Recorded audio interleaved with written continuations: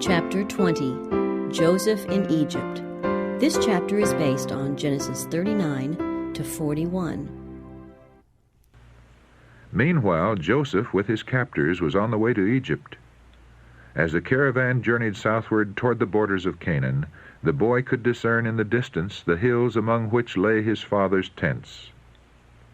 Bitterly he wept at the thought of that loving father in his loneliness and affliction. Again the scene at Dothan came up before him. He saw his angry brothers and felt their fierce glances bent upon him. The stinging, insulting words that had met his agonized entreaties were ringing in his ears. With a trembling heart he looked forward to the future.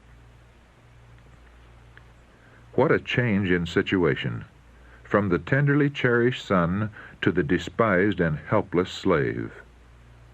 Alone and friendless, what would be his lot in the strange land to which he was going? For a time, Joseph gave himself up to uncontrolled grief and terror. But in the providence of God, even this experience was to be a blessing to him. He had learned in a few hours that which years might not otherwise have taught him. His father, strong and tender as his love had been, had done him wrong by his partiality and indulgence. This unwise preference had angered his brothers and provoked them to the cruel deed that had separated him from his home. Its effects were manifest also in his own character. Faults had been encouraged that were now to be corrected. He was becoming self-sufficient and exacting.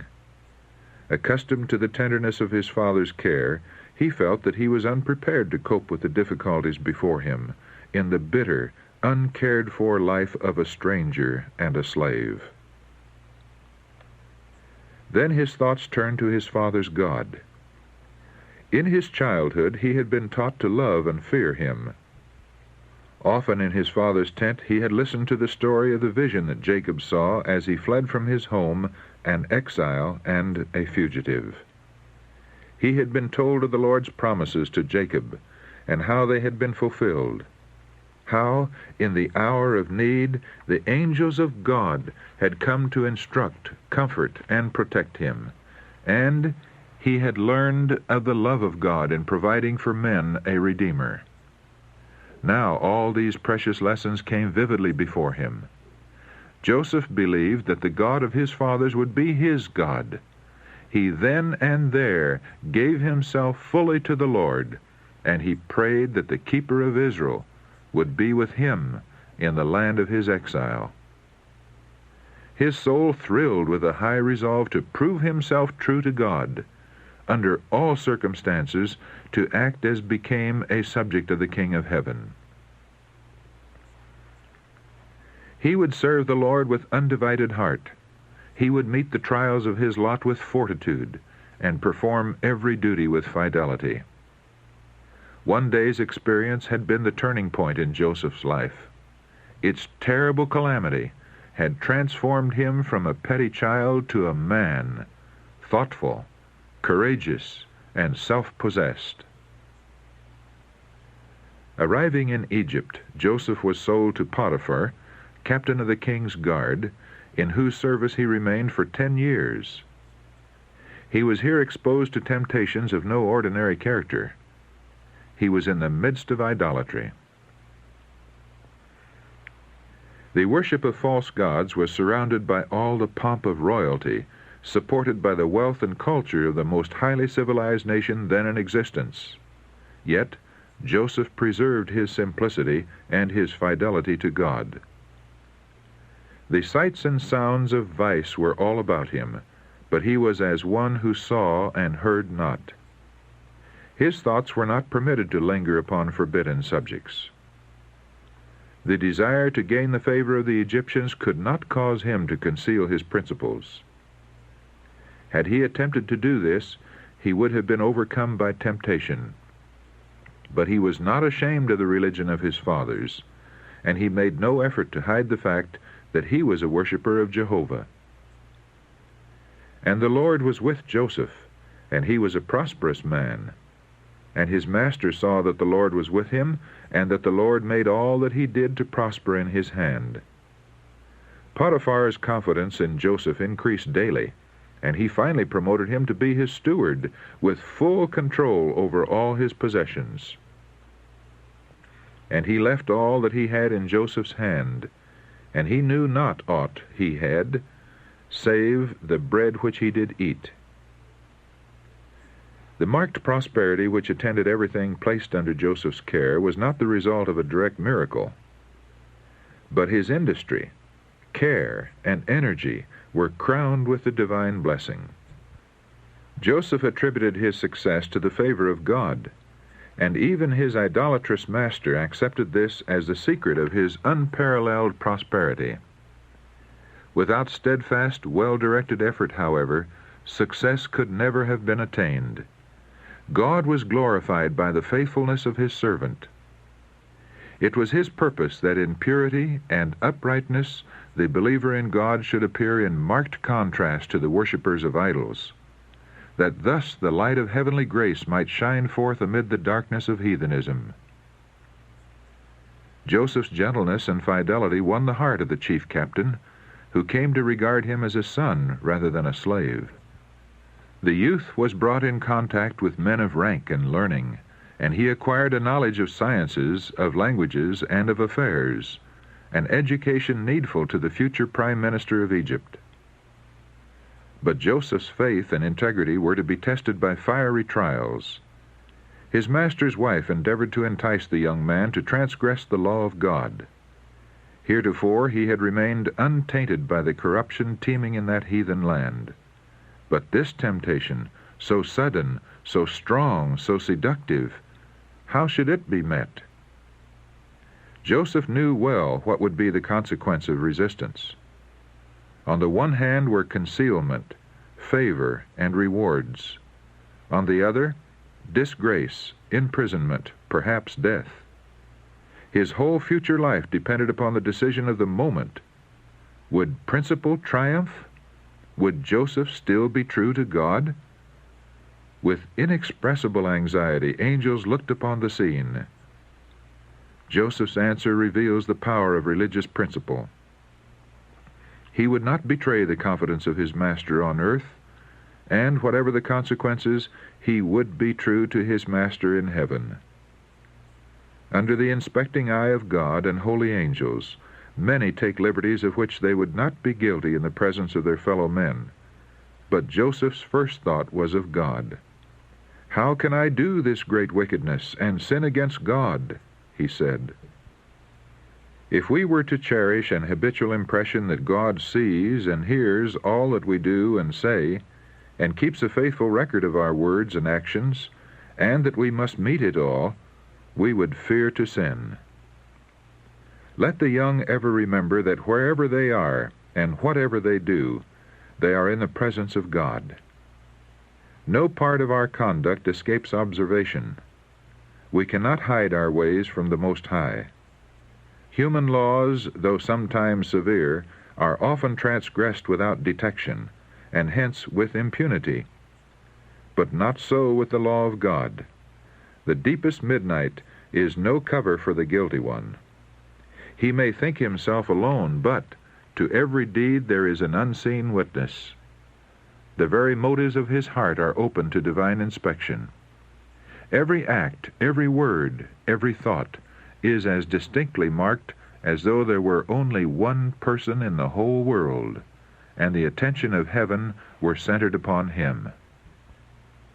Joseph suffered for his integrity, for his tempter revenged herself by accusing him of a foul crime and causing him to be thrust into prison. Had Potiphar believed his wife's charge against Joseph, the young Hebrew would have lost his life.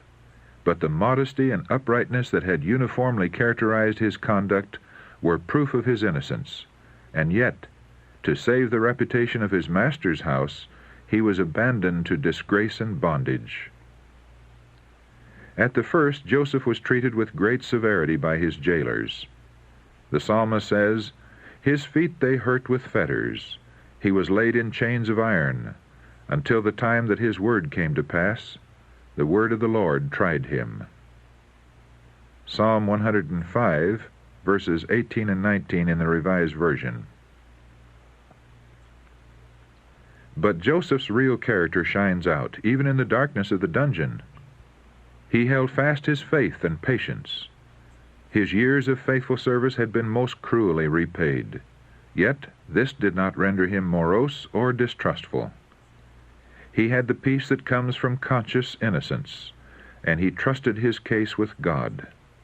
He did not brood upon his own wrongs, but forgot his sorrow in trying to lighten the sorrows of others. He found a work to do even in the prison. God was preparing him in the school of affliction for greater usefulness, and he did not refuse the needful discipline. In the prison, witnessing the results of oppression and tyranny, and the effects of crime, he learned lessons of justice, sympathy, and mercy that prepared him to exercise power with wisdom and compassion. Joseph gradually gained the confidence of the keeper of the prison, and was finally entrusted with the charge of all the prisoners.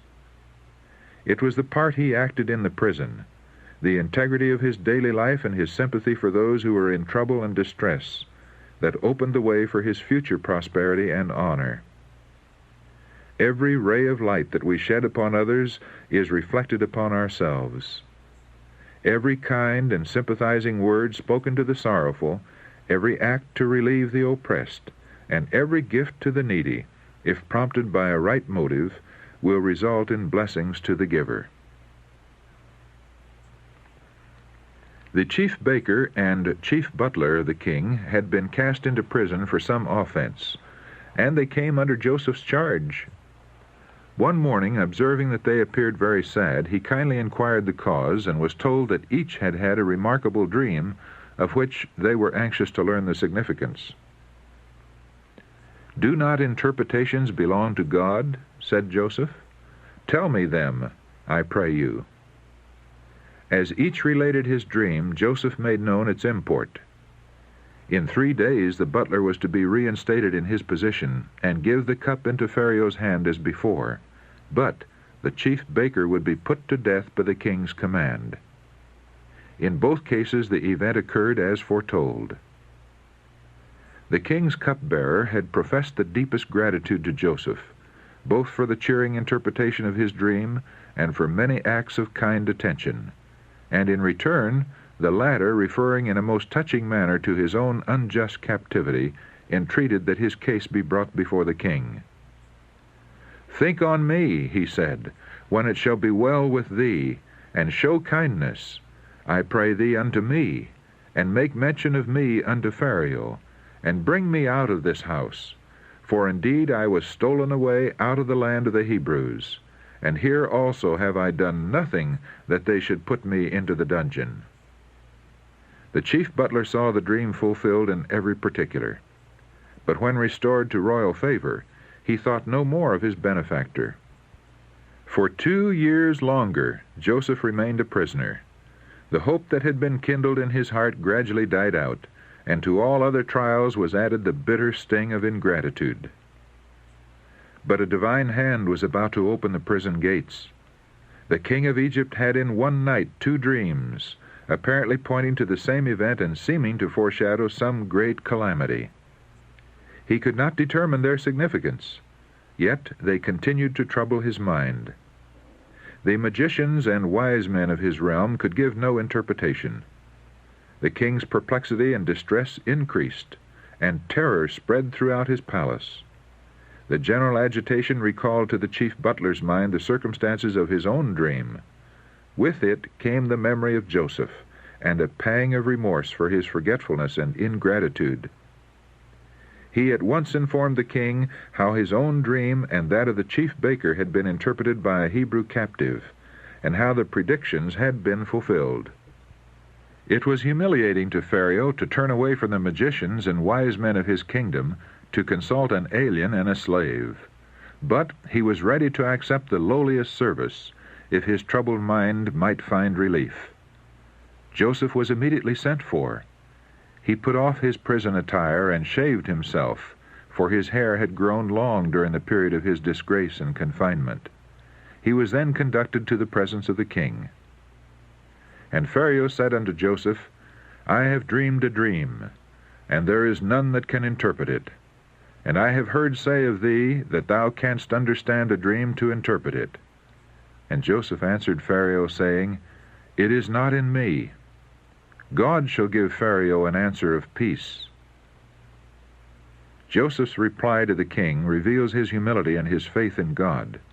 He modestly disclaims the honor of possessing in himself superior wisdom. It is not in me. God alone can explain these mysteries. Pharaoh then proceeded to relate his dreams. Behold, I stood upon the bank of the river, and behold, there came up out of the river 7 kine, fat-fleshed and well-favored, and they fed in a meadow. And behold, 7 other kine came up after them, poor and very ill-favored and lean-fleshed, such as I never saw in all the land of Egypt for badness.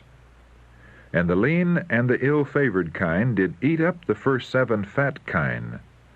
And when they had eaten them up, it could not be known that they had eaten them, but they were still ill-favored, as at the beginning.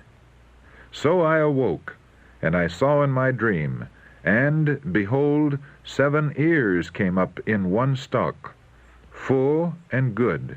And behold, 7 ears, withered, thin, and blasted with the east wind, sprung up after them, and the thin ears devoured the 7 good ears.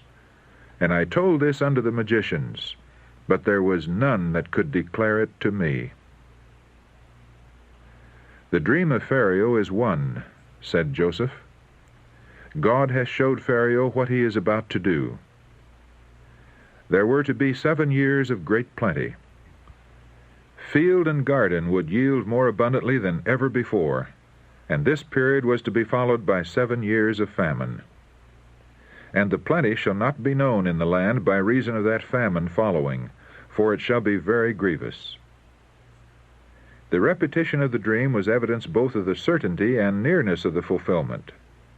Now therefore, he continued, let Pharaoh look out a man discreet and wise, and set him over the land of Egypt.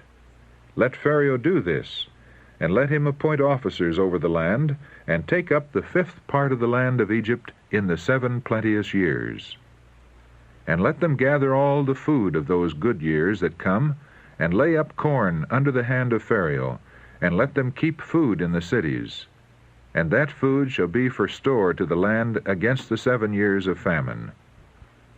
The interpretation was so reasonable and consistent, and the policy which it recommended was so sound and shrewd, that its correctness could not be doubted.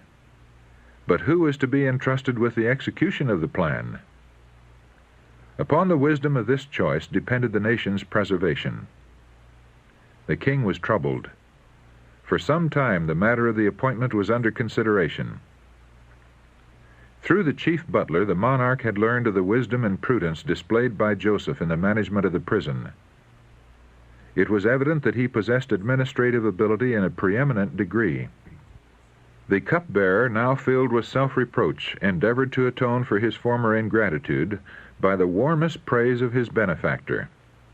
And further inquiry by the king proved the correctness of his report.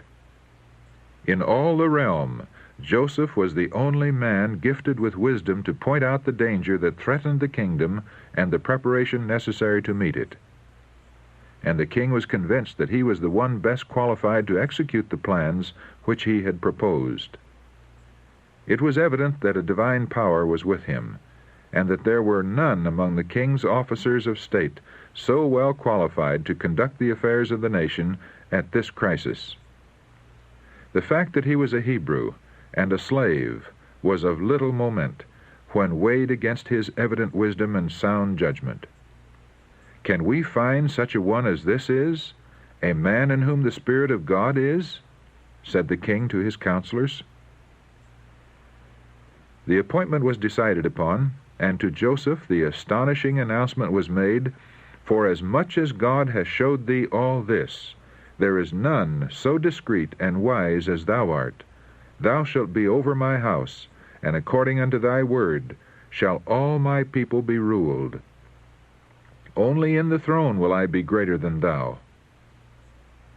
The king proceeded to invest Joseph with the insignia of his high office. And Pharaoh took off his ring from his hand, and put it upon Joseph's hand, and arrayed him in vestures of fine linen, and put a gold chain upon his neck. And he made him to ride in the second chariot which he had, and they cried before him, Bow the knee. He made him lord of his house, and ruler of all his substance, to bind his princes at his pleasure, and teach his senators wisdom. Psalm 105, verses 21 and 22. From the dungeon, Joseph was exalted to be ruler over all the land of Egypt. It was a position of high honor, yet it was beset with difficulty and peril. One cannot stand upon a lofty height without danger. As the tempest leaves unharmed the lowly flower of the valley, while it uproots the stately tree upon the mountaintop, so those who have maintained their integrity in humble life may be dragged down to the pit by the temptations that assail worldly success and honor. But Joseph's character bore the test alike of adversity and prosperity. The same fidelity to God was manifest when he stood in the palace of the Pharaohs as when in a prisoner's cell. He was still a stranger in a heathen land, separated from his kindred, the worshippers of God. But he fully believed that the divine hand had directed his steps, and in constant reliance upon God he faithfully discharged the duties of his position. Through Joseph, the attention of the king and great men of Egypt was directed to the true God. And though they adhered to their idolatry, they learned to respect the principles revealed in the life and character of the worshipper of Jehovah. How was Joseph enabled to make such a record of firmness of character, uprightness, and wisdom? In his early years he had consulted duty rather than inclination, and the integrity, the simple trust, the noble nature of the youth bore fruit in the deeds of the man. A pure and simple life had favored the vigorous development of both physical and intellectual powers. Communion with God through his works and the contemplation of the grand truths entrusted to the inheritors of faith had elevated and ennobled his spiritual nature, broadening and strengthening the mind as no other study could do. Faithful attention to duty in every station, from the lowliest to the most exalted, had been training every power for its highest service. He who lives in accordance with the Creator's will is securing to himself the truest and noblest development of character. The fear of the Lord, that is wisdom, and to depart from evil is understanding. Job chapter 28, verse 28. There are few who realize the influence of the little things of life upon the development of character. Nothing with which we have to do is really small. The varied circumstances that we meet day by day are designed to test our faithfulness and to qualify us for greater trusts. By adherence to principle in the transactions of ordinary life, the mind becomes accustomed to hold the claims of duty above those of pleasure and inclination. Minds thus disciplined are not wavering between right and wrong, like the reed trembling in the wind. They are loyal to duty because they have trained themselves to habits of fidelity and truth. By faithfulness in that which is least, they acquire strength to be faithful in greater matters. An upright character is of greater worth than the gold of Ophir. Without it, none can rise to an honorable eminence. But character is not inherited. It cannot be bought.